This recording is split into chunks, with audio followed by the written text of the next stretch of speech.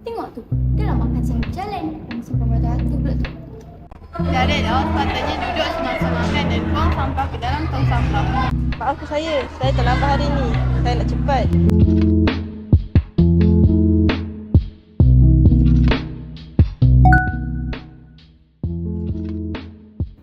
Duduk ketika makan adalah salah satu adab dan nampak lebih sopan, bukan?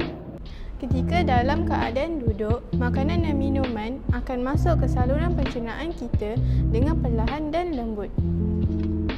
Berbeza ketika kita dalam keadaan berdiri, makanan dan minuman akan masuk ke dalam saluran pencernaan dengan keras.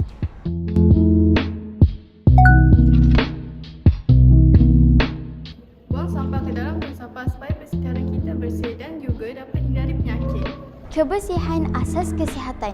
Amalan penjagaan kebersihan tanggungjawab semua pihak. Amalan ini haruslah dijadikan rutin bermula dari rumah, sekolah dan seterusnya tempat awam yang lain.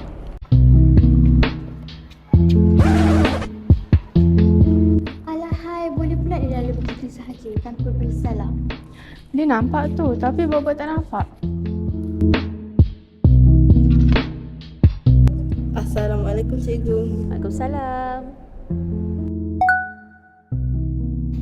Jangan malu atau segan untuk bertegur, terutamanya dengan orang yang lebih tua daripada kita. Memberi ucap selamat menunjukkan tanda hormat kita dan seterusnya dapat menunjukkan sikap kepribadian kita. Amalan bertegur sapa tidak terbatas dengan sekadar ungkapan kata. Sebaliknya, bermanis muka dan menguntung senyuman juga sudah cukup untuk kita bertegur sapa. Memelihara hubungan baik antara rakan, guru serta orang yang lebih dewasa adalah sikap positif yang perlu diterapkan secara berterusan, tidak hanya di sekolah, bahkan boleh diaplikasikan dalam kehidupan kita. Daril, awak tak nampak ke cikgu perlukan bantuan? Bantuan? Apa perlu saya buat? Awak boleh bantu dengan menawarkan diri untuk mengangkat barang-barang cikgu.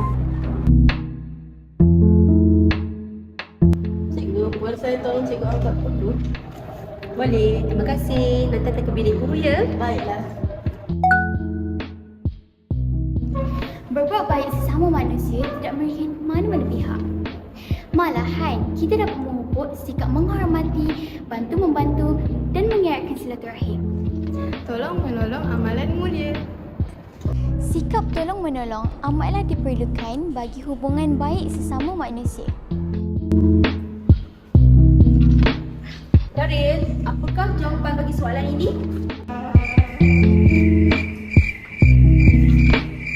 Saya nak jawab cikgu. Apa jawapannya, Devia? Daril, awak sepatutnya memberi perhatian semasa guru mengajar. Okey, siapa boleh jawab soalan ini? Saya cikgu. Bagus Daril, awak beri perhatian dengan apa yang saya ajar hari ini. Usaha tangga kejayaan. Usaha dari hati membentuk integriti dalam diri, membuahkan hasil yakni berjaya dalam kehidupan. Tidak rugi jika beri perhatian sekejap dalam kelas semasa guru mengajar. Ini menunjukkan sikap hormat kita kepada guru apabila kita dapat memberi perhatian ketika pembelajaran di dalam kelas.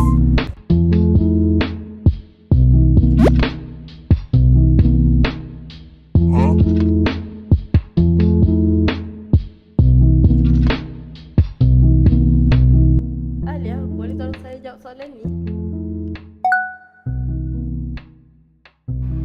Meniru tidak akan membawa kebaikan kepada kita. Kita boleh sahaja bertanya soalan kepada rakan dengan sopan. Bahagikan masa dengan sebaik yang mungkin untuk membuat kerja rumah yang diberi oleh guru.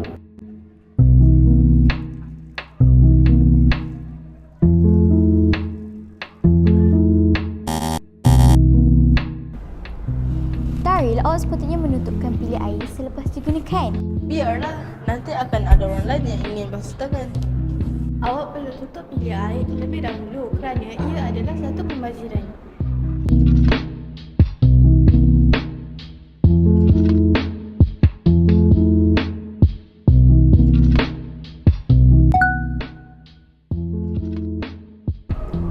Pembaziran adalah suatu sikap yang perlu dielakkan.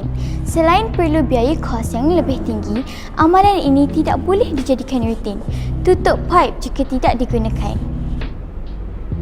Walaupun menggunakan kemudahan awam, kita tidak boleh ambil kesempatan untuk tidak menjaganya atau membuat pembaziran. Dalam kehidupan, kita sudah terbiasa lakukan suatu perkara itu tanpa menyedari atau kita sedar yang ia tidak betul atau tidak boleh diteruskan. Maka, bukalah seluas-luasnya minda kita untuk tekad berhijrah, melakukan sesuatu perkara yang betul. Ini supaya ia menjadi kebiasaan dan amalan dalam kehidupan seharian. Dengan teras yang utuh seperti keteguhan rohani, keterampilan diri, sahsiat terpuji, kemantapan jati diri, anak yang baik lagi cerdik dapat dibentuk. Seperti kata pepatah, Allah bisa, tegal biasa. Biasakan yang betul dan betulkan yang biasa.